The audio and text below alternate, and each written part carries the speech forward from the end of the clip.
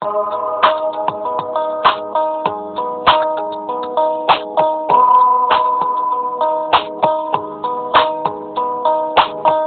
με νοιάζει από πού θα σου λέω.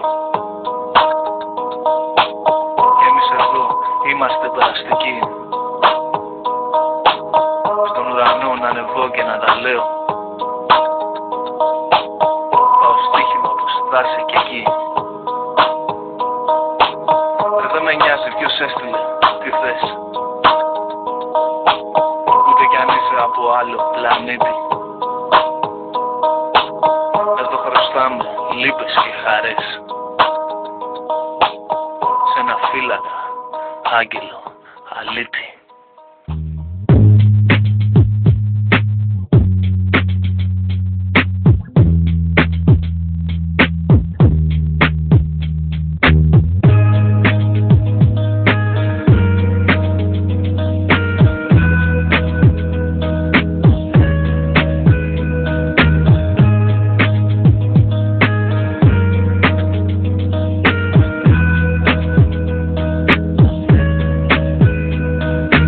Στα πιο παράξενα και όμορφα μέρη όπου κρατούσα μικρόφωνο βρισκόσουν εκεί με ένα τσιγάρο, ένα ποτήρι στο χέρι κάπου στο βάθος μακριά από τη σκηνή.